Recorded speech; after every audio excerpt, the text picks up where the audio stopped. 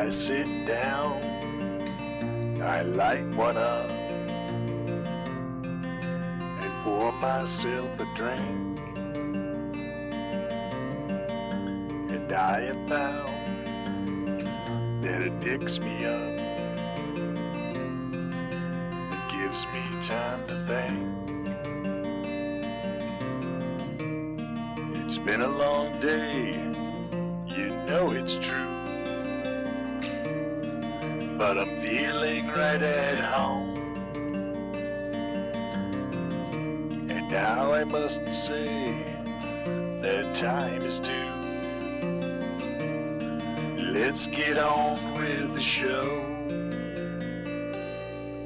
not just blowing smoke.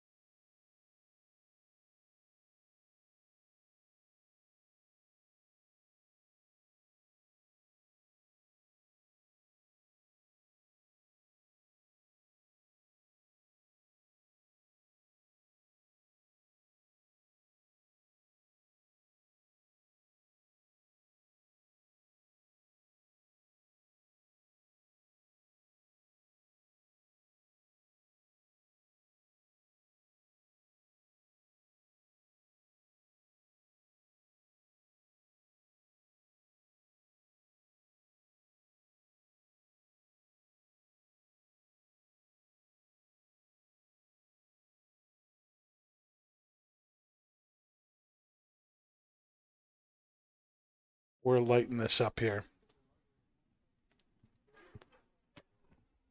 So right off the bat, I can say that, just kind of comparing it to African Cameroon, because the first time I smoked this, that's what I was thinking of, because, Honduran Cameroon, like the other cigar that I had that comes to mind when I had that wrapper is the CRE Signature, which is the other brother of Cusco. And right off the bat, like to what Dan mentioned in the beginning, like, typically with a Cameroon wrapper, it has kind of like this rustic kind of feel. It's a little bit bumpy, and like the colors of it are going to be a little bit ununiform just because of just the nature of the tobacco in Africa. And me Raphael is actually basically monopolized. Every African Cameroon cigar you have, like that wrapper is going to come from that farm. So I was interested to see, like them do it in Honduras because one, prices of African Cameroon is very if Yeah, you've it's seen very expensive. Yeah. like the Don Carlos, for instance, Fuente, like those cigars have been skyrocketing because that wrapper is so expensive. So that's kind of a little bit of a background on it, but the main difference between African Cameroon and Honduran Cameroon is going to be you still get that sweetness from the wrapper, which is why they utilize that wrapper so much. But instead of getting, I usually get kind of a cedar kind of spice to it. There is some baker spice in there, but it's more of like kind of a creamy cedar note that's forward. You're getting a lot more of that kind of creamy terrier flavor from the Honduran tobacco, just because again, like that's what that soil really does to the tobacco. So it kind of takes a really interesting take on the Cameroon seed because it has like that sweetness. It's more of that kind of creamy terrier flavor. The woody notes really aren't there with the African, but it's good. But with this cigar, when you add the Honduran Corojo to it, it gives you kind of that Cubanesque, like thick, kind of creamy flavor. There's a little bit of that baker spice, but then on the finish you get kind of like that peppercorn. It's not really intense, but it's very mild. Right. And again, like that sweetness just really coats the palate and kind of like lingers to the finish, which I haven't sipped the drink yet, but I'm assuming that's going to couple really well with it. So, Bree, what about yourself? So far, everything Pat said has been spot on. I was kind of trying to figure this cigar out a little bit at first. Aladino is one of my go-tos and one of my favorite lines. And this cigar definitely had more of that peppercorn and a little bit more of that spice than a lot of the Aladinos that I've been smoking or that I smoke frequently. And so I haven't really, I wanted to see how it was going to progress after the first few puffs. And I really am getting a lot of that cedar note and that creaminess. And even though this isn't necessarily a full-bodied cigar, it is extremely well-rounded and full in flavor. So all of those tasting notes are kind of coming through in the perfect order. But initially it was that pepper, that spice, like flowing into the cedar, and now both that spice and the cedar are making for that creaminess that we're getting in the cigar. Sure. I think that in the difference between this and the other Cameroons in the line, I feel like this Vitola really emphasizes the cream and that spice and that the cedar of it. I think you get the most of it out of this Vitola versus the other ones. Other than that, I can really just echo everything you guys said. Oh, that's a really good point. I think this is a very tasty size. And I know one of the reasons they came out with this Queen's Figurado was to deal with the fact that there's been a shortage or backlog or whatever you want to call it of Hemingway short stories, signatures, work of art, bestsellers, which is not at all A big the cigar, the same kind of Vitola as this. It is a Figurado, but they're much more obviously so. But they use the African Cameroon on them, and they wanted to capitalize on the fact that people are really looking for those shorter, thinner Cameroon Figurados, and so maybe this would be something to try. I definitely like it. It's, you guys, I think, all hit the nail on the head. Creamy, cedary. There's some nice sweet spice to it. It's got a lot of body, but at the same time, it's not a very strong cigar. So I'm enjoying it very much so far. Now, what we're pairing with it is a drink that we're offering at the Friday night Halloween event with Aladino, and that is a smoked old fashioned. Bree, do you want to talk a little bit about what goes into a smoked old fashioned versus regular old fashioned? A non-smoked old fashioned. So I'm going to be honest with you, as far as the cocktail menu for the event, I'm not completely sure. Historically, we have like a smoking board, and it's pretty much just like a wooden plank that has like a glass piece that goes over it, and we make an old fashioned, and we'll put the old fashioned on the plank and smoke it. So As far as this particular one, I know Elise made them tonight. I'm not sure what type of bourbon. If we were sticking with I our think it's a regular original. old fashioned. Yeah. Okay. So yeah, pretty much like we're just trying to infuse that flavor. We use like cedar wood chips and we smoke it, and the hope I think is that we're gonna kind of bring out some more of those cedar notes and some more of that smoke through the smoking process, and kind of enhance like the sweetness that we get from, you know, the simple syrup, from the orange, from the cherry. You want to talk a little bit about the whole idea of smoking drinks and, you know, who is, I mean, when you're smoking a cigar, and you've seen Dave do it, you know, blows into his glass and, you know, every week he holds it up to the camera like it's the first time anybody's ever seen it happen. But like, you know, smoked cocktails are a thing. There's lots of them out there. I mean, what's the whole rationale behind doing that? Is it just cool looks, or does it actually do something to the drink or the cocktail itself? So that's very much up for debate. I've seen many different processes of like smoking a drink. So, you know, like here we have the wooden plank, like I had said, and it's kind of like, oh yeah, like it looks cool. With ours, it's not like you deliver the drink and the thing has like smoke pouring out of it. If you go to Vegas, they have a whole smoking cart and they have a more involved process, I guess, where more of the smoke is supposed to get into the drink. So I guess it kind of depends on the process you're going through, like if you're smoking the glass before, if you're smoking it after. And even then, some people will kind of tell you like, yeah, I really taste the smoke on the glass, and a lot of that might be coming from the aroma, but depending on the process, you also might not get a lot out of it. But overall, I kind of think the aroma plays into it a lot when it comes to smoking drinks. Of course, like if you have something like a cart or like a smoke gun, it looks cool. Right. But sometimes like having a certain aroma there, like as you're enjoying the cocktail, and kind of having the smoke as almost like how you would like float a liquor on top of a cocktail can kind of enhance the experience. I think especially when you're doing something like smoking a cigar, just like the way that smoke can intermingle, just like ingredients do. So have any of you had a chance to try the pairing yet and see what you think? Yeah, so I mean, I think what I'm picking up from the difference between like the traditional old fashioned that we have, which uses the Old Forester 86 proof, and smoking it is the finish. So I'm getting like obviously that citrus note you get, like that orange citrus, but it's more of like a there is a little bit of like that smoked water, and it kind of gives me like an anise kind of finish, like kind of like, you know, anise or like kind of like licoricey kind of finish to it with that citrus note there. Okay. And then with the cigar, it's kind of giving me a citrusy kind of floral kind of sweetness. It kind of mingles with that Cameroon. And then it is bringing out, like, to me, it's developing that cedar note to me and making it more of like an oak wood. But it's definitely, like, the body of the cigar is intensified with doing the drink. Yeah, I definitely agree with that. I think it's,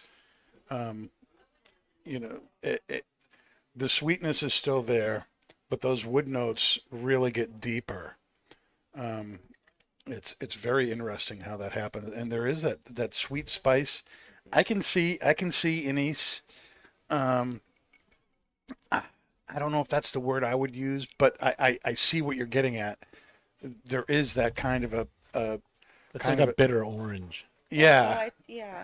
I think like what that is like the actual bitters in the drink really coming through and playing with the flavors in the cigar. And I'll say, like, one of the things with like Honduran cigars is a lot of the time when you're kind of selling it to someone, it's either you love it or you hate it. Yeah. You know, like it's like that terrier note that I'm talking about. Like it's very earth forward. Like I know that, you know, Brad, for instance, in the audience, him and I talk about the Wild Hunter from Oscar. It's a Honduran Puro, and it literally tastes like dried leaves in the woods. You know what I mean? Like it gives you like kind of that pipe tobacco experience by you're in the woods. It's woody. It has like that really kind of terrier type flavor to it.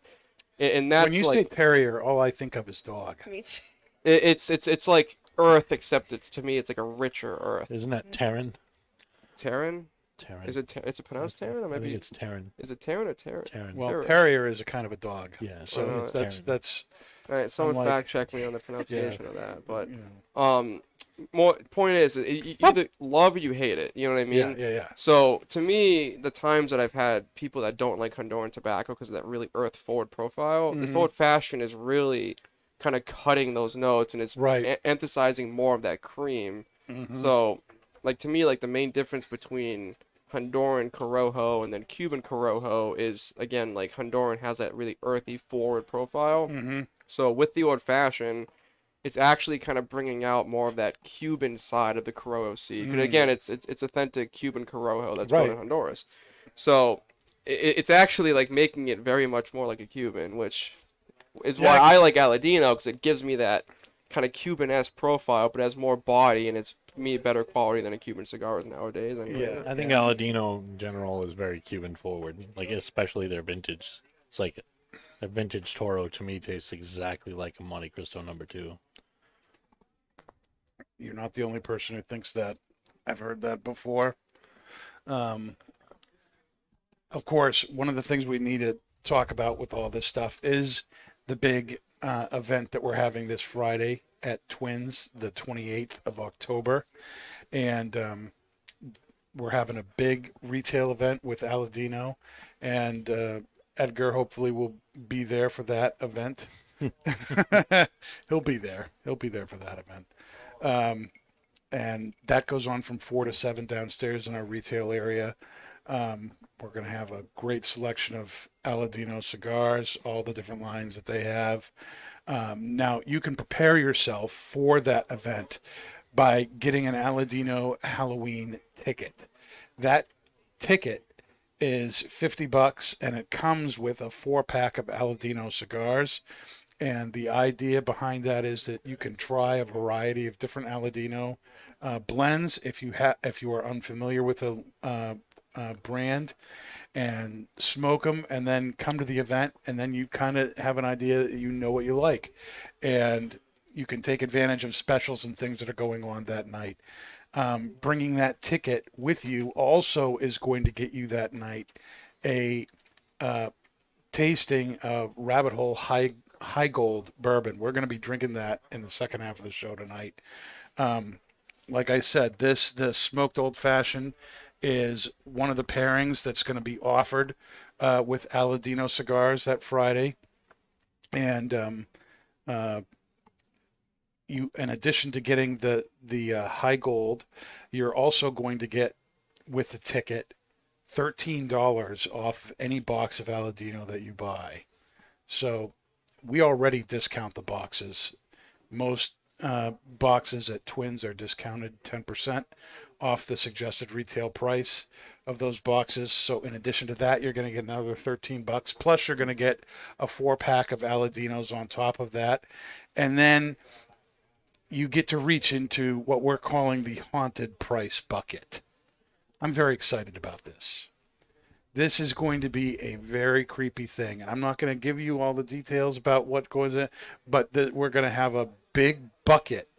And there's going to be some balls inside that you're going to have to reach. And the color of the ball is going to determine what kind of Aladino swag or prize that you get. But the top of the bucket is going to be covered. And so you're not going to see what you are aiming at or trying to grab, and it's going to be kind of creepy. It's going to be kind of creepy to dig in there and dig something out. It's a haunted prize bucket, people. But there's going to be all sorts of prizes that you can get. There'll be Aladino hats, 2-pack of Aladino cigars. There's going to be some other stuff in there as well. I believe a cutter and lighter pack is going to be one of the things that you could get in there. And if you get one of these tickets, you get to reach into that prize bucket. That's going to be a lot of fun. And then if you take that ticket with you up to the Halloween event up here at the bar, after the event from 7 to 11, you can trade that in for a draft pour of Rosemary's Baby Pumpkin Ale from Two Roads Brewery. And I've had the beer. We tried it with the cigar, specifically with the Reserva number 4, and it was an awesome pairing. All of us who tried it agreed to that, and that's gonna be a lot of fun. So you get bourbon, you get $13 off the box of cigars, you get the prize bucket where you're gonna end up with something that's $20-$40 of free swag. Then you get to go upstairs and have a free beer. I mean, what's better than that? But in addition to that, the humidor is going to be haunted. I'm very excited about that. We've got some smoke machines that we're going to be running, and one of our bartenders is good at the scary makeup thing. She does some really good stuff. She does good work. And so, what are the bartenders all going to be zombies? They're debating if it's gonna be zombies or something different. One of our bartenders gets really freaked out by intense FX makeup, so we'll see. But They're making me into a wolf man. yeah, I she guess. did a preview with me. She did my zombie makeup the other day. Yep. And You looked pretty good. yeah, I saw she that. did good. I saw She that was creative online. too. She used like brown sugar oatmeal to create the flaky skin texture. Yeah, it's great. Very cool. I'm very excited about that. There's going to be creepy music playing. The lighting's going to be changed. Totally edible. This is this is going to be one. one haunted shop on the 28th, and we're wicked pumped about it. It's going to be a really good time. So, get the ticket, get the pack of cigars, smoke them beforehand or bring them with you. It doesn't really matter. And, come to the event. There'll be a little table where you can sit, enjoy a cigar with Edgar, hear the Aladino story. You'll be able to hear the Rabbit Hole High Gold story from Talia. She'll be there as well. She's also dressing up, and it's gonna be awesome, creepy Halloween stuff going on. It's gonna be fantastic. I am so looking forward to that. It's going to be awesome. Yes, it's going to be very good. And then up here at the bar after the event, from 7 to 11, we're going to be running several different specials. There's going to be the option of getting a Rosemary's Baby and one of these, a Corojo Reserva number 4 pumpkin beer for $14. A Rabbit Hole High Gold bourbon pairing with this, which we're going to try in the second half of the show. That's going to be $18 the night of the event. And then there's also going to be the smoked old fashioned here, along with the number 4 for $20. And so you're getting some significant savings with each of those. The haunted prize bucket is moving up here for that as well. And for $10 a try, you're going to get to go into the haunted prize bucket. And there's a couple of great grand prizes that are in there. One is a bottle of Rabbit Hole Rye whiskey, compliments of Tequila Talia. And then the other grand prize is a box of Aladino Robusto cigars. So, and now everybody's going to win something who does that. But you have a chance to walk away with one of those prizes every time you reach into the prize bucket.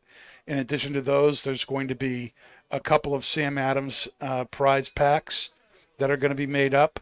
You could win a draft pour of Rosemary's Baby or a draft pour of Sam Adams Oktoberfest. All of those things are going to be available by playing the prize bucket for $10 up at the bar the night of the party.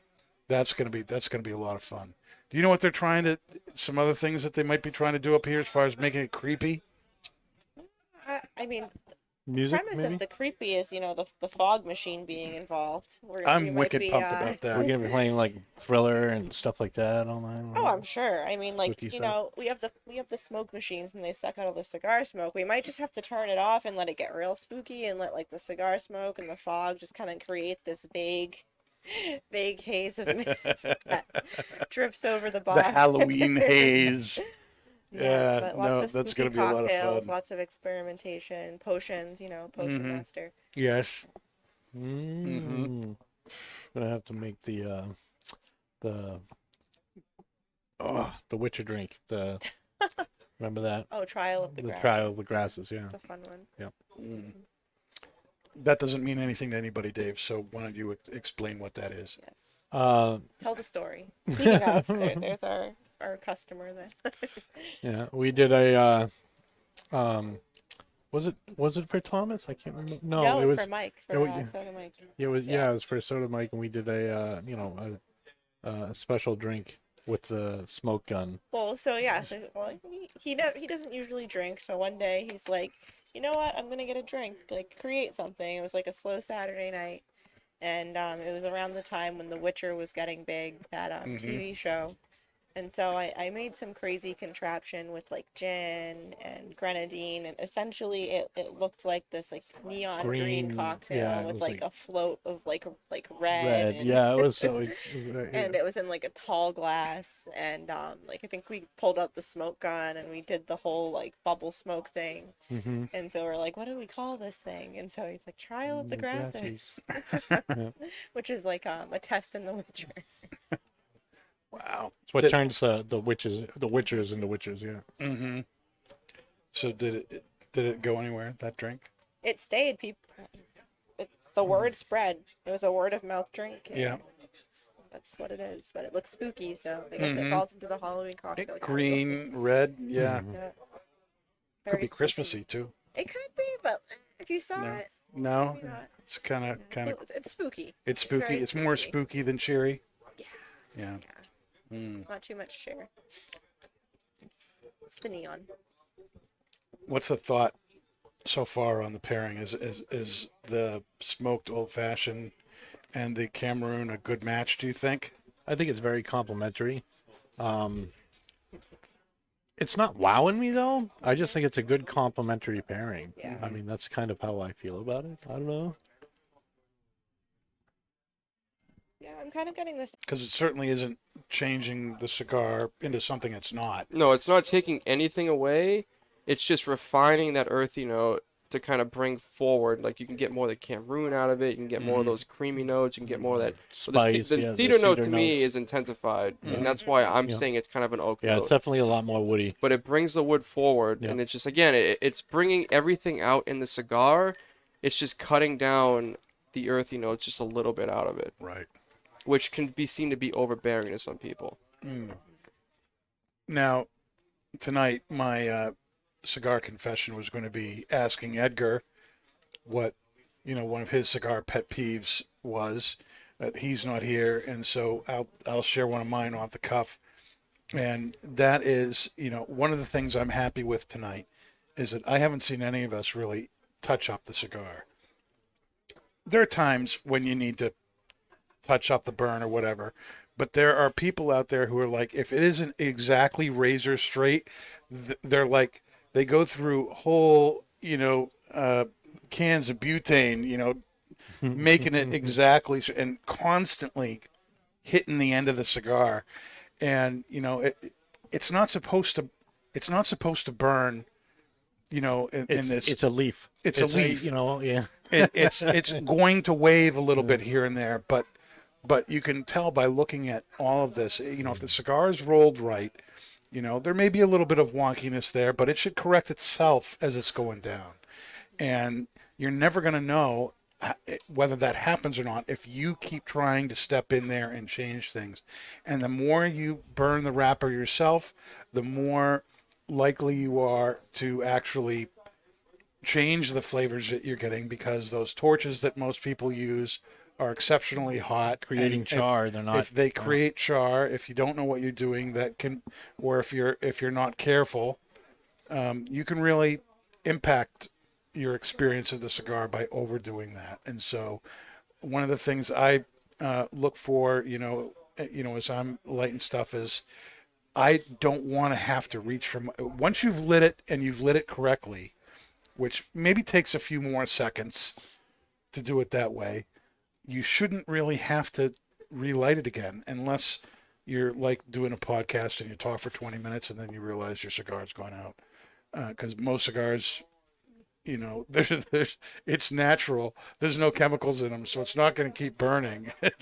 It will go out inside of a minute if you don't take another draw on it. Mine, when I lit it, it was a little wobble.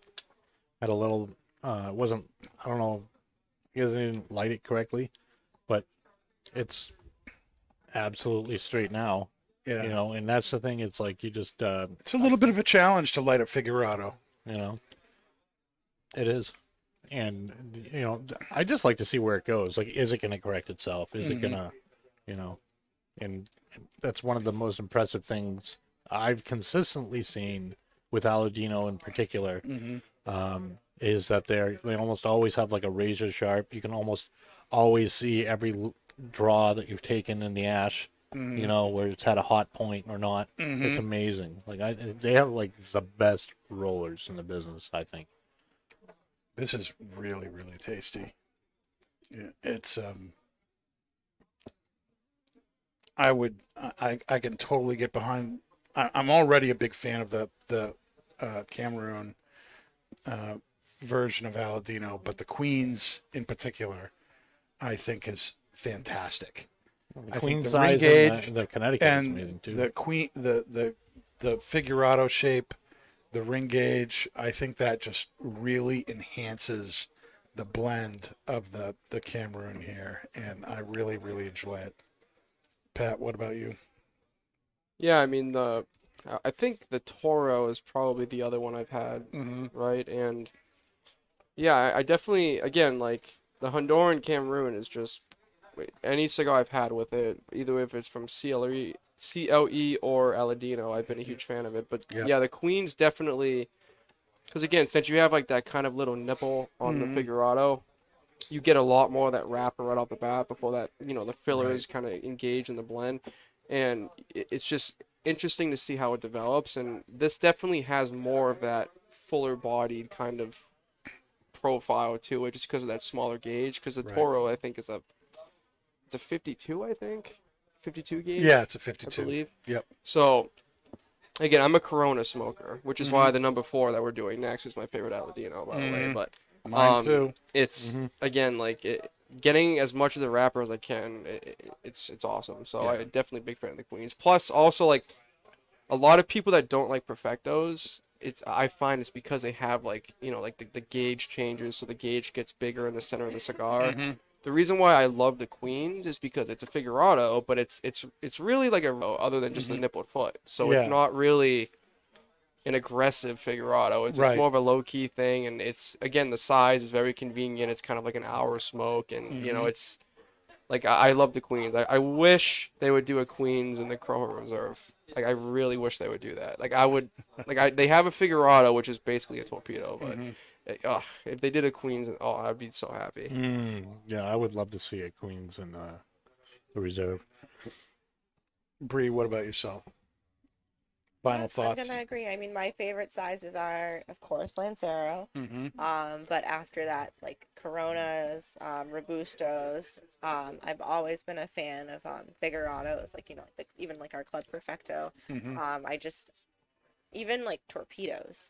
I feel like having that little nippled end just like allows for like a great start to your cigar. You know, it allows you that extra kind of leverage to like toast it, get it going, and then like it takes care of itself perfectly for the most part. Aladino, like again, that's another one of my just like easy, no effort go-to smokes. If I'm, you know, running around the bar, or even if I'm just like sitting down doing homework and I just want something that I can just enjoy and not think about, it's always my go-to cigar, and this is holding up that end of the bargain. You know, it's down, like band removed, like it's just one of those smokes where you're just talking and smoking and not even realizing the cigar is almost gone. We have the Lancero of this, right? Yes. Have you smoked the Lancero? Yes, I So believe. how I would have. you compare that? Do you remember it at all or no? So I've been smoking the vintage, so it's been a little while, but from what I recalled, compared to the vintage, I felt like the Lancero, just like this one, off the initial light, it had that extra little kick of like pepper and spice, but again, it mellowed out nicely. So I did notice off the bat, it felt like slightly stronger than most of the vintage series. Like I feel like you get way more cream with the vintage, but it was still enjoyable, and I feel like I got more of the earth. When I had that, I wasn't drinking it with anything. I think I had like coffee or something. So I got a lot more of that earth when I smoked the Lancero, but I also found that having like the smaller Vitola, the flavor was almost like intensified. It was more like centralized, but it still smoked just as well. The construction was still great, and it mellowed out really evenly. Dave, what are your final thoughts on this? Yay, nay, thumbs up, thumbs down? This is definitely my favorite Vitola, the Cameroon. I just like, parrot what everybody else said, particularly Pat. It's very Cuban forward. The spice, the cream, is heavy on the palate. The pepper and the retrohale. It's my favorite. It's my favorite of the Cameroons. All right. We're going to take a little bit of a break, and when we come back, we're going to be smoking the Aladino Corojo Reserva number 4, along with some Rabbit Hole High Gold Bourbon. We'll be right back. Don't go anywhere.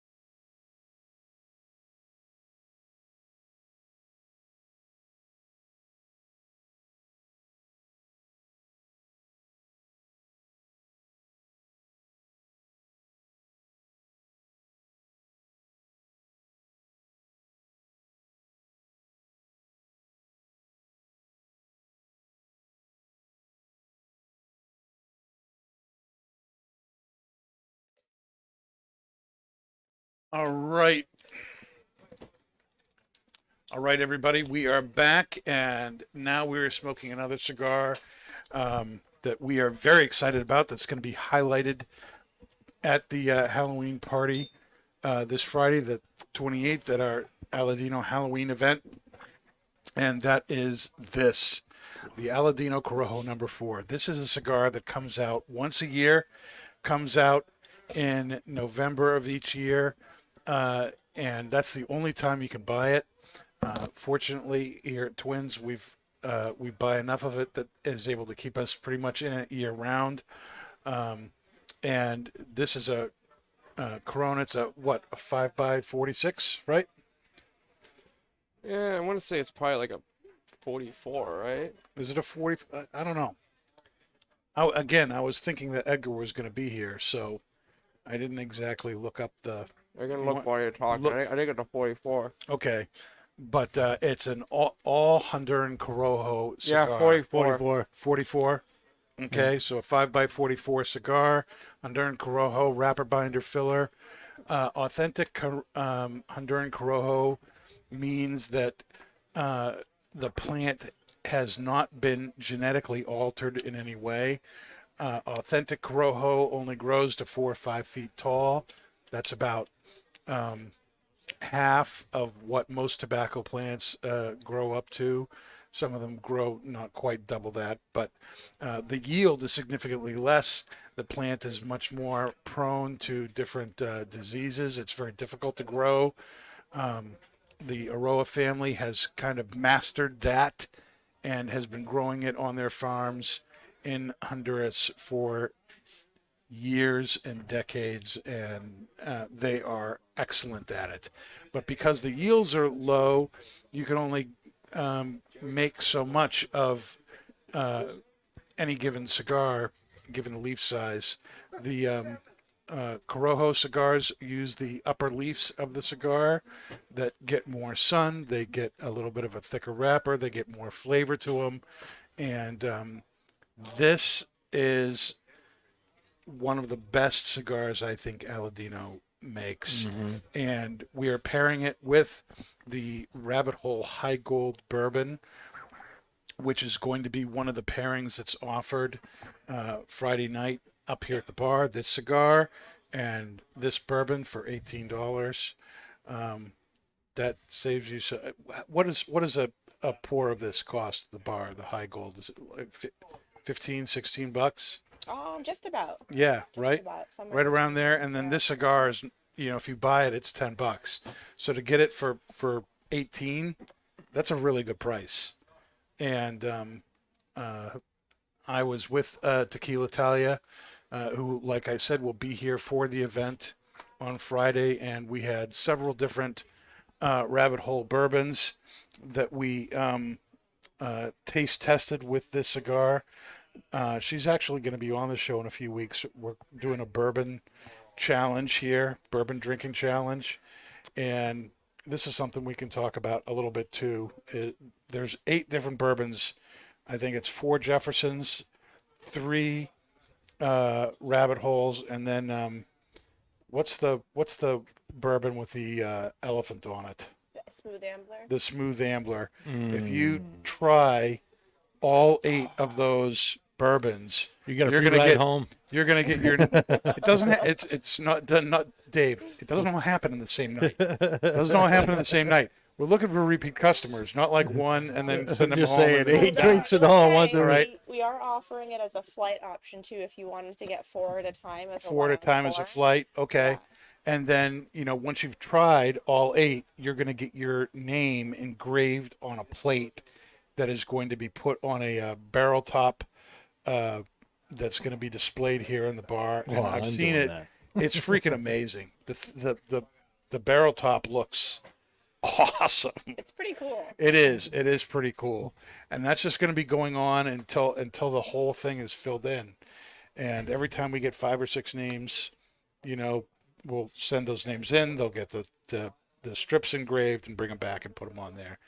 But it's going to be real. Anyway, we're going to be talking more about that with Talia in a couple of weeks. That's cool. But the High Gold here that we're doing is one of those bourbons. And this cigar is offered with that bourbon, the Rabbit Hole High Gold at the Halloween party. I think it's going to be a great pairing. I want to know what you guys think.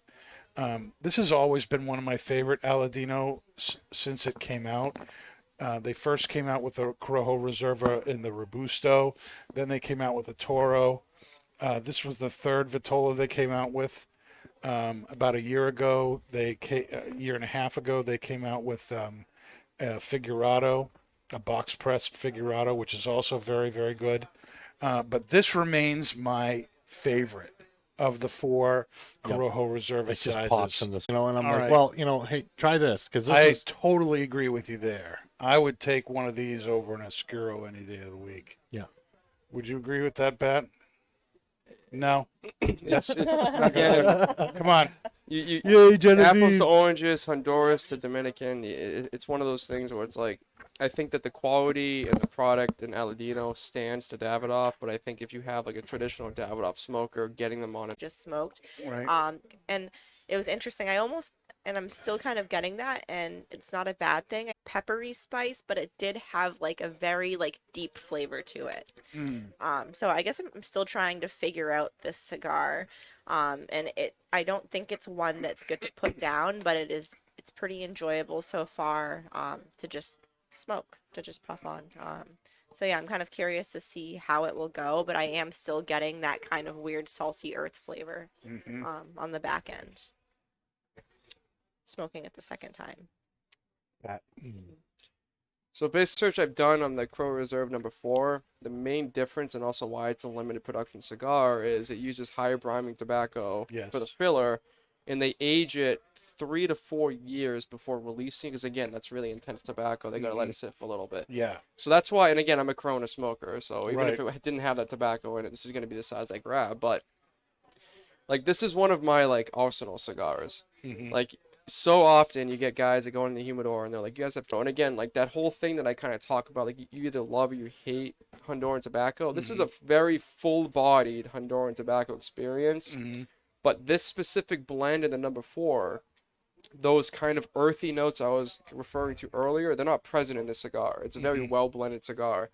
And I don't know if maybe I'm touching on what Brie picks up on the cigar, but one of the unique things I get out of this cigar that really makes it comparable to the Monte Cristo number 2 is I get a very sweet dark hickory note out That's of it. it. That is it. And Yeah. again, Cuban tobacco with the Monte Cristo number 2, like you get peppercorn, leather, a little bit of creamy earth, very dominant. Cuban, I call it Cuban cream. It has a very thick texture. Yep. And then True. hickory. Like the Yeah. hickory is what comes out of the Cuban tobacco that a lot of brands, and Nicaraguan tobacco does it, but they don't have those creamy notes, those oaky notes, those leather Correct. notes. So this specific cigar out of the Aladino portfolio hits those Cuban notes, and it has that hickory note that I have not had in a cigar of this caliber without it being a Nicaraguan, which doesn't have those other notes that Cubans do. Sweet hickory. Yep. That's what I get. I was looking for the word. Yes. It's almost like a brown sugar kind of sweetness. And I haven't right? sipped the drink yet, so that this Yeah. is And purely a cigar that's what right now. smoking the glass does Yeah. to the drink. It brings out a smoked hickory taste in the drink. That's why I haven't sipped the drink yet, because I was like trying to figure out like what Figure out what the it, that's a cigar. very unique flavor. You don't get that in a lot of cigars. Now so. we've talked a lot about how Honduran tobacco, you either love it or hate it.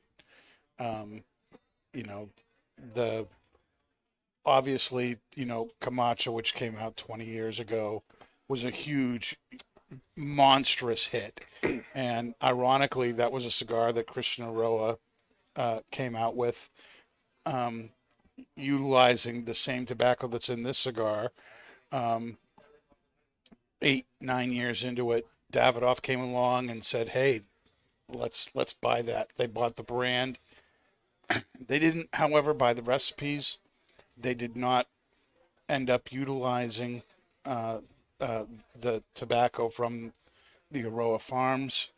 So, what you're getting here, in the Aladino is traditionally what was those original Camacho recipes. This in effect was the Camacho Diploma that came out in the early 2000s. And having been smoking that long and knowing, this reminds me of that old thing, that old brand. Very, very good stuff. But my palate these days, the countries I gravitate towards has been Nicaragua for the longest time. And really in large part because of Aladino, Honduran. And more I have seen stuff come out, the more, Honduran tobacco seems to be taking a big uptick. Case in point, Kurt Kendall, who's the owner of Twins, the owner of 724, came out with a limited edition Club Humidor cigars, cars, and cycles, which was an all Honduran blend. And that cigar, in my opinion, was one of the best 724s that has ever come out. And it was an all Honduran blend. So, to me, that kind of begs the question here, is Honduran tobacco kind of on the rise, and is it, do you think, going to take prominence over some of the other tobacco growing countries that have had kind of a monopoly on things? Certainly, Cuba is still seen by just about everybody as the number one, a super awesome, best tobacco on the planet. But Dominican tobacco, I think, in my experience anyway, I would say is the most common tobacco that's used in cigars that are available in the States. Nicaragua's really been the big, giving them a run for its money. But now I think Honduran tobacco is coming up there too. And I know that kind of subject, Pat, was something you wanted to hit tonight. What are your thoughts on that whole thing? Yeah, so I mean, I've definitely spent time kind of looking into the different regions. Again, Tobacconist University does a really good job touching a little bit on the surface of each one. And it's really kind of interesting because, again, like Cuba is considered the godfather of cigars. Like everything that we do in the industry today when it comes to curing, fermenting, again, every company has their own little twist to how to ferment the tobacco. You can have the same tobacco, Right. give it to two different manufacturers, it's going to taste different because of the fermentation process. But kind of the core elements of how it's done is really originating from Cuba. And again, you look at the Cuban Revolution, all these masters in Cuba fled Cuba, and a lot of them went to Nicaragua, which is why I think a lot of people view Nicaragua as the top region at the moment. Mm-hmm. But now that kind of manufacturers have kind of set up shops in different regions, now you're kind of looking at, well, is Nicaragua really the best? Is Cuba still maintaining that kind of title? And these other kind of underdog regions, I'll call them, are they kind of catching up now? So to me, on my experience, I have a lot of, for instance, I use Padron. A lot of Padron smokers feel that Padron is your quintessential Cuban cigar, which if you smoke a Cuban and you smoke a Padron, to me, because of that volcanic soil in Nicaragua, it's a really good cigar, but it doesn't have that kind of Cuban-esque flavor profile that I'm kind of referring to. I totally agree with that. And again, my main kind of, and the reason why I'm excited for having an Aladino event is, to me, Aladino is, if you want a Cuban cigar and you can't get a Cuban, Aladino is the closest thing, in my opinion, you can get to it. And it goes from every aspect of the experience. Now, again, Aladino, we maybe touch on the history of Aladino a little bit. That was kind of going to be Edgar's role, but it's Cuban. It's a Cuban family. Yeah. And they have authentic Corojo seeds, and everything, like when you take an Aladino cigar, especially the Cameroon that we just had and the Corojo Reserve, that wrapper is very similar. It's that very silky, thin, smooth wrapper.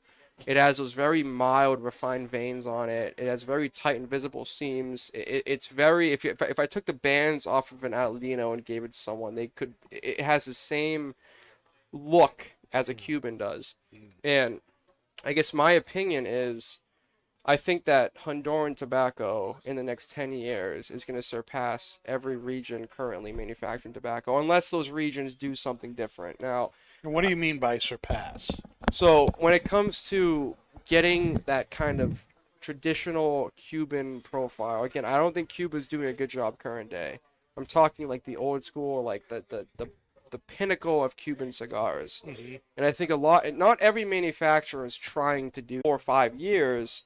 It's going to hit that Cuban profile like right on the head, where if you take a Honduran cigar that's been aged maybe 6 months to a year, it again, that very prominent earthy note you get from the Honduran kind of soil.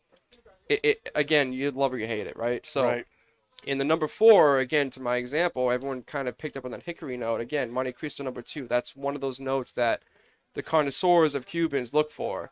And this cigar, aged 4-ish, 5 years, it's hitting that note. Now, if you smoke the Robusto or the Toro, that hickory note that I'm referring to my palate at least, isn't in that cigar. Okay. And now I've had a Robusto Corojo Reserve that's been aged for 4 years, and now that note kind of seeps out a little bit because like those really prominent earthy notes kind of set to the side a little bit. Right. So, just based on my experience with smoking cigars for the past 2 years, I think that Honduran tobacco has been kind of moving forward, and I think that a lot of the products that are being released, again, like the CRE signature, Sean, that was my can we first stop experience having streaming Honduran on the Cameroon. TV? That to me was not only very Cuban-esque, but it was a very unique smoking experience. And Totally agree. to this moment, obviously the Aladino Cameroon touches on some of those notes, Sure. but nothing. And again, that was the cigar of the year for us last Yes, year, it wasn't was. it? Yep. Nothing, regardless of what Half Wheel says, nothing that I've smoked other than that cigar has given me that same experience. And again, Yeah. that was a new cigar that came out of Honduras. And Aladino and CRE both have kind of just keep proving everything that they release is getting to be a more refined, better version of Honduran tobacco. And out of other regions, I mean, you see new brands come out, like Nicaraguan-based brands, Dominican-based brands. They're good cigars, but again, I can go to a different brand and get something with that region's tobacco, and I can get very similar notes out of it. Right. I think that Aladino and just Honduran tobacco, it's depending on what the SKU is or the brand, it's a very unique take of a smoking experience. And I think Yeah. that, again, give it 10 years, and I honestly think Honduras is going to just surpass Nicaragua. I think Nicaragua is probably what people consider to be the best Number one, manufacturer yeah. at the moment. Now, I would say some of that comes from the fact that whether you're talking Dominican, Nicaraguan, Honduran, a lot of the methods for agriculture, and growing and curing the tobacco have kind of kept pace with, for lack of a better word, technology, right? Technological advancements on how to irrigate, how to cultivate. That's all been, really taken care of in those countries, whereas Cuba's really been behind that. And I think that makes a big qualitative difference just in what's being produced in those other countries versus what's produced in Cuba, because they're still using a lot of the same methods that they were 50, 60, 70 years ago. Then you put on top of that the whole, communist structure where, people aren't paid to produce wicked awesome. They're paid to produce X amount.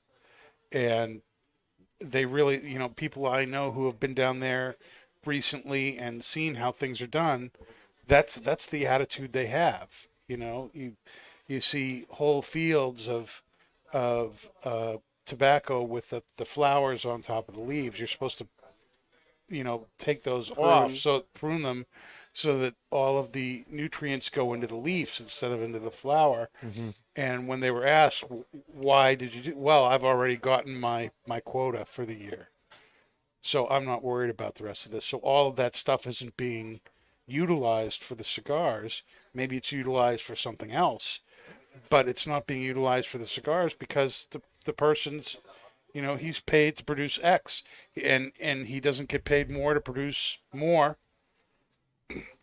Mm-hmm. It's just that amount. Whereas these other countries, have really, when it comes to irrigating, when it comes to fertilizing the Fast as a lot of the other Aladinos, but Mhm. I'm enjoying it the second time around a lot more, that I'm able to sit here and like pay attention to it and really like focus on it. And it's mellowing out nice. I'm still getting more of like the sweet side of that hickory note. Yeah. The smoke and spice has kind of mellowed out and gone away.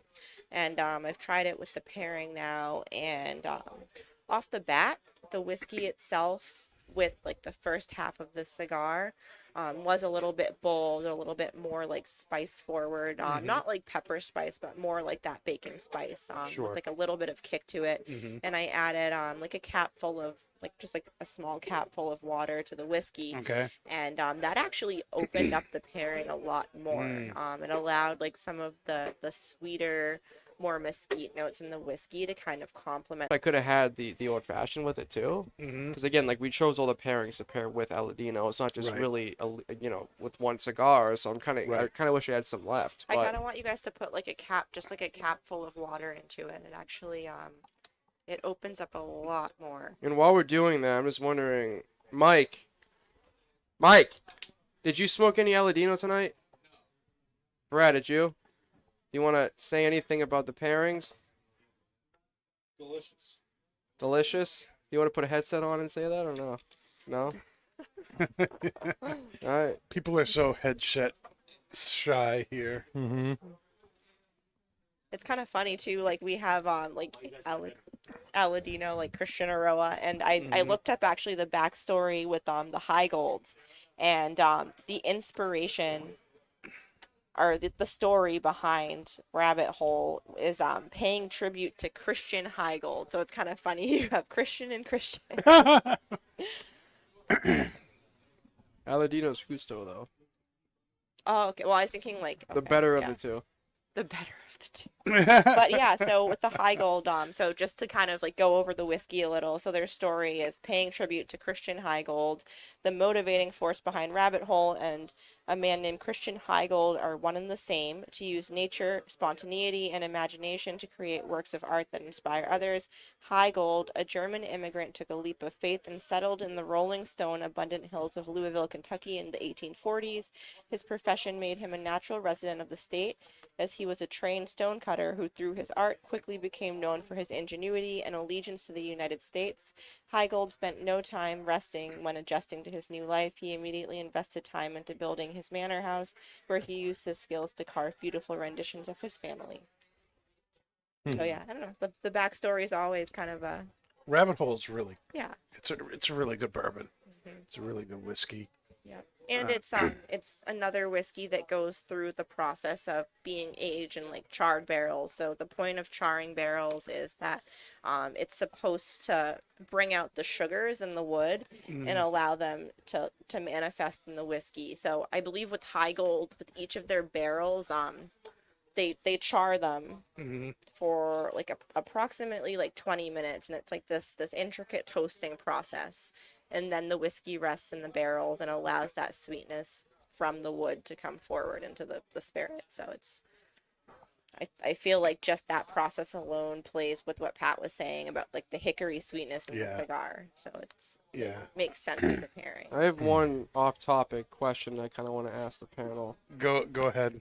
So, it's pertaining to like our Aladino event. So, historically, Tatuaje dominates October just because of the Halloween series.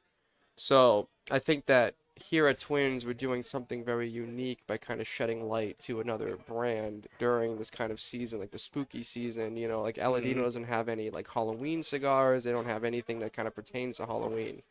So with what we're doing, like what is the benefit of kind of spending your Halloween delving into Aladino here at Twins? That's a very good question. I mean, you know, on the, you know, you could say, you know,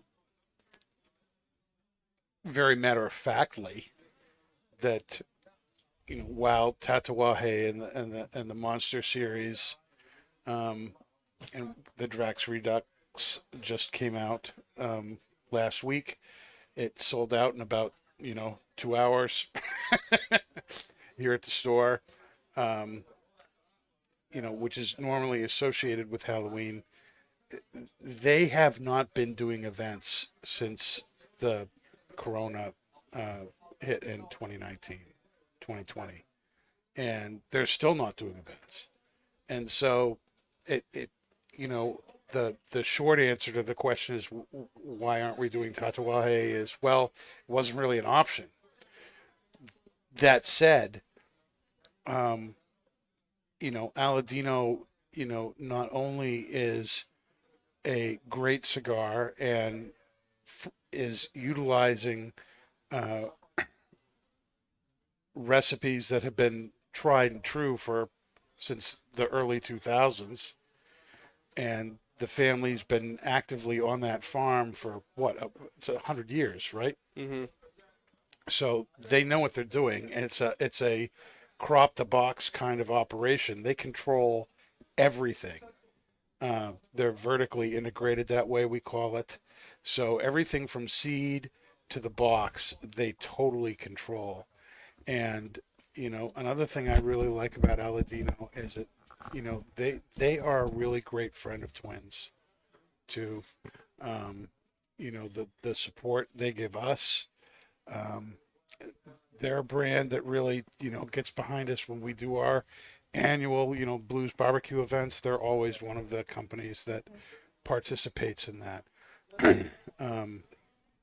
They're willing to donate the box of cigars that we're giving away at the event Friday night.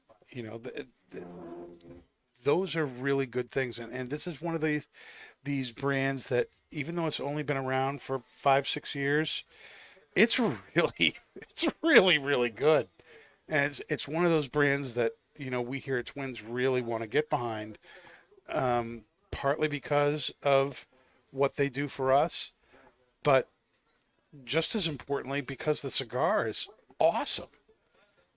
Aladino, to me, does not make a bad cigar. They make cigars that for most people's palates are going to be good to awesome.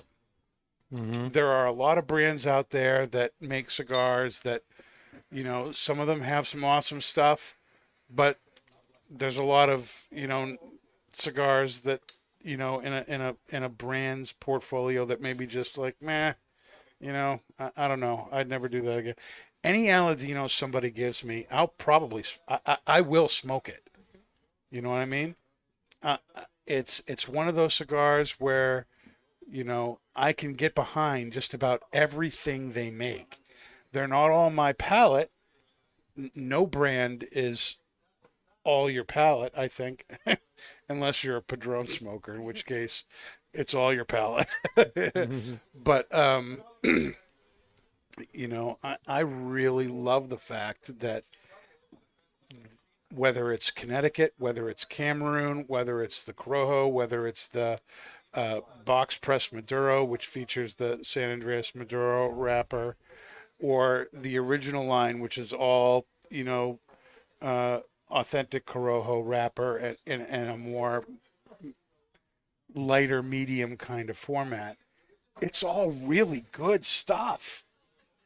I think to kind of like even like kind of answer my own question, I think that like the first time doing Aladino in October, it's kind of a blessing in disguise to me, because again, like you look at Tatuaje, they have the Halloween series, and when I smoke one of those cigars, if you look beyond the branding, the cigar itself really doesn't remind me of Halloween, right? Like it's very, again, like we talked about in the past, how like a lot of the Halloween releases is, in my opinion, stuff you can get from the My Father portfolio. Right. It's unique blends that Pete does, but to me, it's not Tatuaje. It's very novelty, right? So I think that the thing that kind of opened my eyes smoking more Aladinos this, past couple weeks is, and again, Brad in the audience can attest to this, like Honduran tobacco, to me, really hits that kind of fall vibes, right? Like those earthy notes I'm referring to, like it really reminds me of the fall. And I think that kind of embracing Aladino more during this Halloween season, it fits much better to me, like again, you don't have like a cigar like the Drac, for instance, where it's, Count Dracula, Halloween, scary, spooky, whatever. But the cigar itself, like that cigar smoking experience, like it very much more complements that kind of like the leaves are turning, being outside, that kind of smell you get in the fall when you're out in the woods. Like it really complements it. Right? Like it's Wouldn't Yeah, this I totally agree cigar with that. wouldn't this cigar go great with a hot spice cider? that's the thing. I think that like this event really opened my eyes more so that you don't need branding of like the Drac or these Halloween cigars to have like that kind of Halloween experience. Right. Like the tobacco in Honduran like cigars speaks more to me for this season than like branding of something like that. Well, like for instance, the fall, and this is one of my pet peeves with things. Pumpkin everything comes out in the fall. Pumpkin coffee, pumpkin beer, pumpkin this, pumpkin that. And I'm like, there's memes have been wonderful this year There's for lots that. of other things out there that we could do other than pumpkins. Okay, I mean, I'm so done with pumpkin coffee. I mean, come on. Everyone's been waiting for the pumpkin spice coffee to come out. I have not. But that said, the Drac Redux, which I enjoyed. That was my pick of the week for the 2 hours that it was here. That was not a fall flavored cigar. This could go with, a pumpkin beer. This could go with a pumpkin coffee. This could go with a hot spice cider or an apple cider. Those more traditional fall drinks that we have. This could go with a fall maple kind of a drink. Even like and the Tatuajes on the whole cannot. They're just not. It's not saying anything about the cigar. That's just a flavor profile. Doesn't fit those kind of flavored drinks that we have this time of the year. Yeah, and like I mean, the Drac, for instance, like it had kind of a sweetness to it from the wrapper. It had like a black pepper, some leather, like maybe a little bit of oak, but like that flavor profile to me, like if you look at any like of your stereotypical fall things like cider, pumpkin beer, like the rabbit hole here, for instance, that we're pairing. I don't think. I mean, maybe the rabbit hole I could have went with, but like a lot of those, like what people look for in the fall, like Oktoberfest, like pumpkin. Yeah. It just to me, it wouldn't have went with it. Like now Coraline Tatuaje, a different story, but like those kind of Halloween gags, I don't think they would have went with it. And it's again like having this Aladino event really opened my eyes to like. Like Honduran tobacco is really kind of what I picture myself smoking in the fall, like. Like again, like I said, the Wild Hunter from Oscar, like that's like my fall cigar. But like even like the Corojo Reserva #4, like if I'm sitting outside, like again, if I wish I could smoke at a football game, whatever. But if I'm sitting in the fall and I'm watching a football game, or I'm sitting out on my deck, with the leaves changing, like this is really that flavor profile that complements that experience, right? Like, and I think that we really catered this event. Not only to just kind of touch on Halloween, but it's that season. Like, we have these Halloween drinks, like the pumpkin beer, the rabbit hole, and like this cigar really pairs well with it. Like, and I honestly do you like the pairing with the high gold? Yeah, again, it brings out a lot more of that hickory note, which again with the Corojo #4, that hickory note that I'm referring to, like that's why this cigar to me is like paramount over all the other Honduran cigars, because it really touches on that Cubanese flavor profile. And again, the rabbit hole, and I at some point when I'm off the clock, I'm gonna have to try the smoked old fashioned of this cigar. Right. I haven't had it yet, and I can only imagine. But this bourbon, it just brings out that hickory note. Like anything that enhances that hickory note, it's awesome. Like it's. So again, like I guess the overarching point that I'm making is, even though like there's this misconception that Tatuaje is Halloween, like it's. I think having this Aladino event for people to come out and enjoy the cigars and the pairings with us, like it's very much more touching on that kind of fall kind of flavor-wise. I think this is a better match. Yeah, yeah, definitely. I don't know if Bree or Dave have an opinion on that, but no, I totally agree with that. Yeah. I don't know. Even like, again, like when you think of fall flavors, a lot of people think sweet, but a lot of those flavors are very like spice forward. Like I feel like you can't put that with something very like mild and generic. You almost need something that's more powerful, more earthy, more flavor forward to really like stand up to those fall flavors. And yeah, I don't know, for some reason, like because of that weird salt note I'm getting, I was thinking salted caramel. This would go with a caramel apple. Yeah, exactly. Yeah, I mean, honestly, like we kind of tried like like half the pairings are offering, and like these Aladinos again, like I think if I had the old fashioned with me right now, like it would be a superb pairing of the cigar. So, you know, if you come to the event and you smoke one of the cigars we offer with any of the pairings, like it's tried and true. It's going to go very well with it. And it's going to give you that kind of Halloween fall experience. It's kind of. You know, honestly, yeah. if we did Tattoo I was I don't gonna think we say would that. have I done forgot to that. say. Like, No, it's, I don't think they would have gone as well. again, like it's like a blessing in disguise. Yep. Just trying something new like this. So I hope we see everybody Friday the 28th for our Aladino Halloween event and our Haunted Humidor series, both downstairs in the retail and up here at the lounge. Next week on the show, we're going to be doing our annual short cigars episode. This not only is a season for smoking things that maybe fit with those particular flavor profiles, you know, that go with, you know, the kind of ciders, the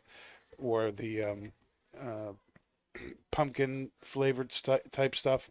But, you know, now we're getting into the time of the year where most people smoke cigars outside, or they smoke them in the garage or on their porch. They're not going to be wanting to be out there for an hour and a half or 2 hours because you don't want to be uncomfortable. So short cigars kind of come back into the favor of things as we get into November. And so next week we're going to be looking at some of our picks for short cigars of the year, and we'll each be smoking a couple of those and letting you know what we think. And that's one of my favorite episodes of the year, the short cigar episode.